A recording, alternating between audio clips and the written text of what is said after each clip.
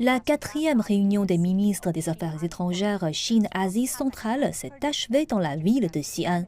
Les ministres des Affaires étrangères du Kazakhstan, du Kirghizistan, du Tadjikistan, du Turkménistan, d'Ouzbékistan et de Chine sont parvenus à un consensus sur la nécessité de sauvegarder la paix et la stabilité régionale et d'approfondir la coopération dans de nombreux domaines.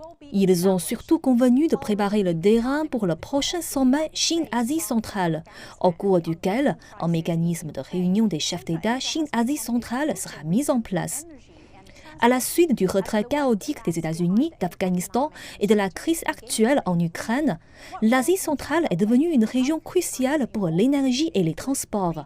L'Occident étant à la traîne en matière d'engagement économique et stratégique dans la région, quel rôle la Chine peut-elle jouer? Et comment l'engagement de la Chine pourrait-il influencer la région et le monde au-delà? Pour commencer, la réunion de Xi'an a été annoncée en 2022 pour coïncider avec le 30e anniversaire de relations diplomatiques établies entre la Chine et ses 5 pays d'Asie centrale. Cependant, les liens commerciaux et culturels et historiques de la Chine avec la région remontent à l'ancienne route de la soie.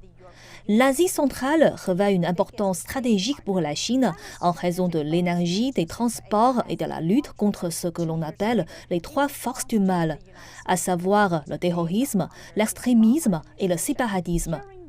En 2010, la Chine a dépassé l'Union européenne pour devenir le premier partenaire commercial de l'Asie centrale. 2 ans plus tard, la Chine s'est tournée vers l'Asie centrale en tant que marche vers l'Ouest, en réponse au pivot vers l'Asie des États-Unis sous l'administration Obama. Présidant la réunion à Xi'an, le conseiller d'État et ministre chinois des Affaires étrangères Qin Gang a déclaré que la Chine soutiendrait toujours les pays d'Asie centrale dans la sauvegarde de leur souveraineté nationale, de leur indépendance, de leur sécurité et de leur intégrité territoriale, ainsi que dans la voie de développement qu'ils choisissent de manière indépendante à la lumière de leurs conditions nationales. En comparaison, l'importance stratégique de l'Asie centrale a longtemps été sous-estimée par l'Occident, qui n'a commencé que récemment à faire des pieds et des mains pour obtenir un meilleur accès à la région. Les gouvernements et organisations occidentaux ont adopté une approche de type consensus de Washington, qui crée un décalage avec les priorités des pays d'Asie centrale, en se concentrant sur la démocratisation et les réformes économiques libérales comme piliers de l'engagement dans la région, alors que les gouvernements d'Asie centrale donnent la priorité à la stabilité et au développement.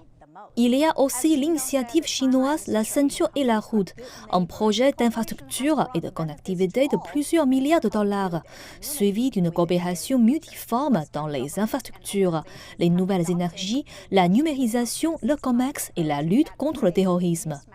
L'Organisation de coopération de Shanghai, une organisation politique, économique et de sécurité eurasienne créée en 2001, a réalisé des progrès dans le maintien de la stabilité régionale, ce dont les pays d'Asie centrale ont le plus besoin. Comme l'a dit Qin Gang, la Chine et les pays d'Asie centrale sont de bons voisins. La coopération a été bénéfique pour tous et peut contribuer à la construction d'une communauté d'un avenir partagé.